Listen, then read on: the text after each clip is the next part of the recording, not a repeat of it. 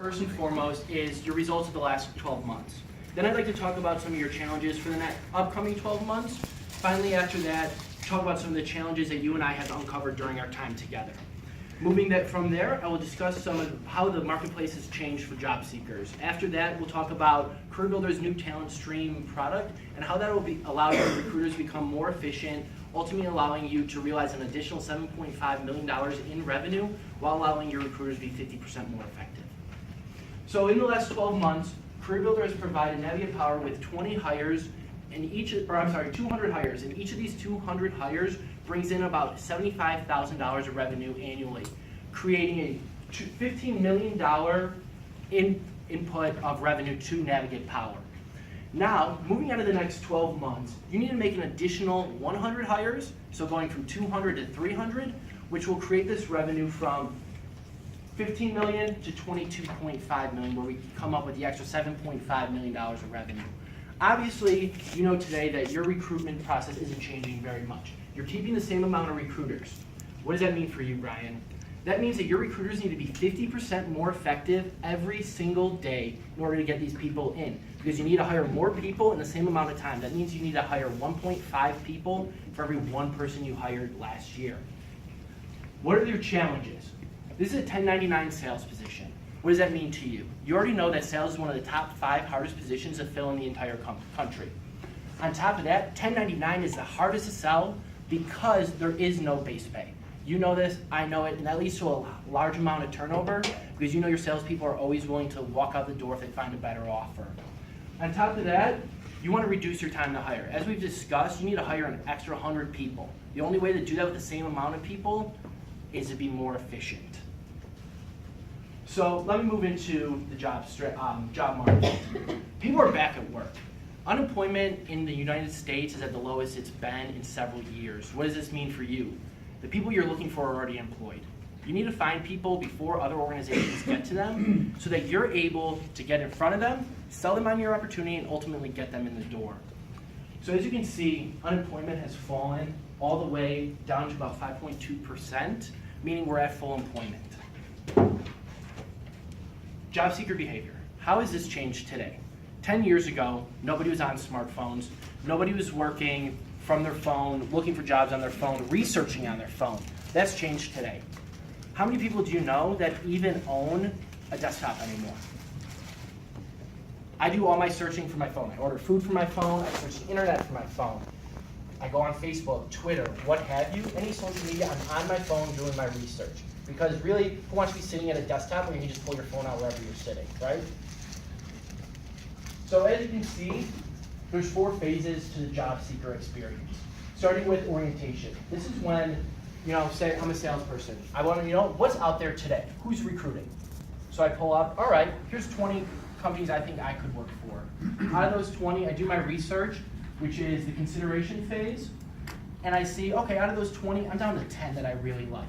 And the reason this is happening is because 80% of these people are using a career site. If somebody goes to your webpage and you don't have your open positions on the site, how will they know they're recruiting? They're just going to come to your page and they're going to leave. Does that make sense? It's kind of similar to my sales reps. I tell them every day, if you don't leave a voicemail, how will somebody know you called? If somebody goes to the web page and doesn't leave their information, it's like they were never there. So how to negate these challenges? If I was able to tell you day in and day out where the best candidates were, would that be something that was beneficial to you? Yes. Yes. Great. So as you know, you're looking to expand into 10 different marketplaces, and you've got to determine those which markets those are going to be in. By using our data, you can actually see where the best marketplaces are with the least amount of competition and the lowest average salary, which, I mean, if you're able to pay your people less money, get better people, what does that do for your margins? Increases them. Mm-hmm. Excellent. So what we plan to do is capture candidates who are dropping off, meaning people who come to your website, don't leave any information. We want to capture them. Then once we've captured them, we're going to be constantly re-engaging with them so that they're always aware of your opportunities and learning more about your organization. So build a pipeline of talent. How do we do that? By creating a talent stream engage. What that allows you to do is automatically re-engage with these candidates. It's like an online newsletter for your jobs. It's constantly letting these job seekers know when there's opportunities, where, and just let them learn more information. capture candidate information. A lot of career sites that we see have 15 to 20 pages, steps to fill out an application. As you know, this is very time consuming and boring for the job seekers. What they like to do is just drop off their information, and this is all you really need. Currently, you don't even have a recruitment process.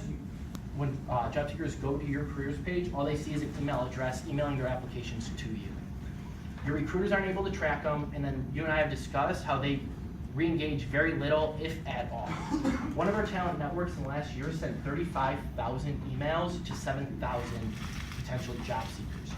That's an amazing amount of time that your recruiters wouldn't have the time to do. And we already discussed how they need to be 50% more effective. How will they do that if they need to send out 40,000 emails?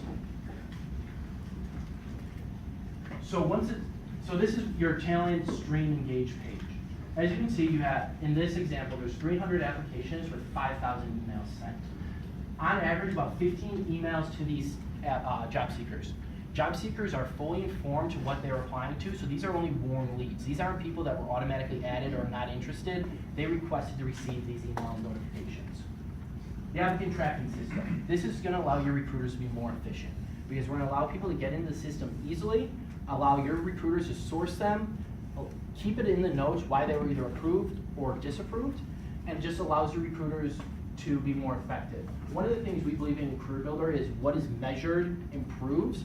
You're currently not measuring your process at all. You don't know how many applications it takes to make a hire, you don't know how many interviews it takes, or the time to hire. So by even just measuring it, we're gonna be able to set a baseline, allowing you to have that baseline moving forward that you can compare year over year. Hiring process management. This is where it's going to show you the time to hire, pipeline quality, providing you with those analytics that you need to make the 300 hires and bring in that extra $7.5 million of revenue. Does that make sense? Excellent.